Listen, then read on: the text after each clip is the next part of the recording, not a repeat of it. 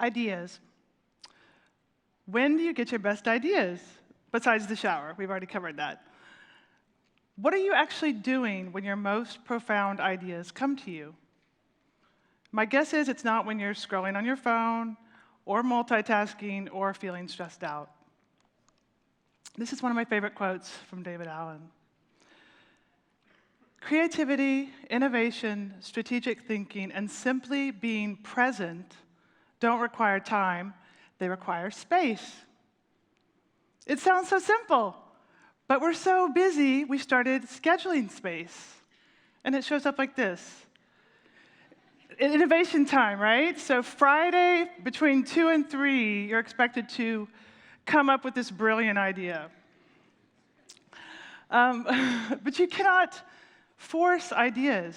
You cannot force time for space. It doesn't work, believe me, I've tried. This is a definition of space.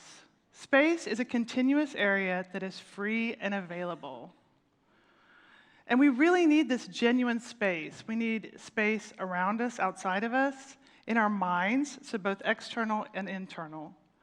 But it's hard because when we start thinking about making space, we're wondering, well, would it be useful? Or is it even profitable?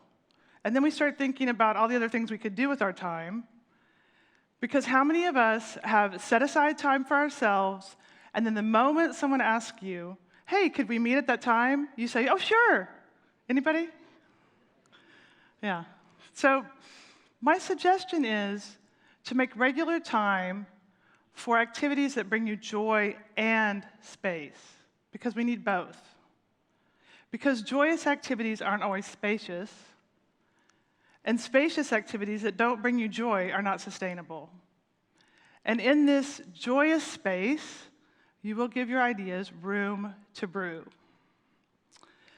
So I find joy and space in nature, on my daily walks and when I go on holidays.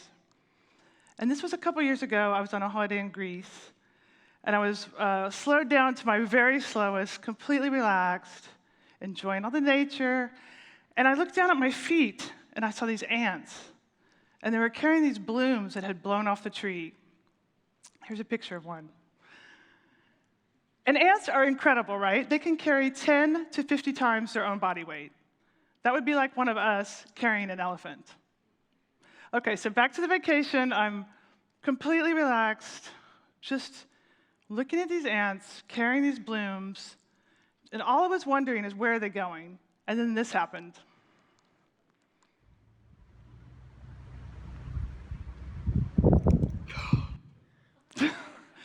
If you didn't catch that, that was the wind blowing this ant away. Let's watch it again.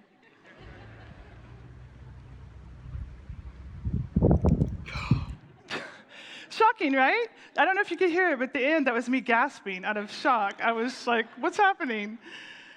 And the thing about these ants, this wind comes in and blows them away, but they didn't give up. They just get the flowers, and they keep doing it again. And it happened over and over. And because I had slowed down and I had this space around me and my mind was clear, I was able to notice this and experience this. And the persistence of these ants got me thinking about how important persistence is in business. And that gave me the idea to write about it.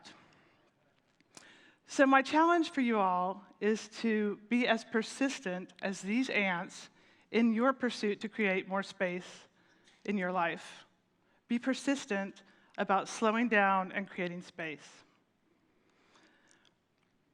So as we move into the break, I'd like you to think about this concept of creating space, not for any specific purpose, only for creating space, knowing that when you do that, your most amazing ideas will come to you. So at the break, I invite you to ask the people you meet where they find joy and space, what situations they are in that bring them joy and space. Is that clear for everyone at the break? Ask the people about their joy and space. Have fun connecting, and thank you.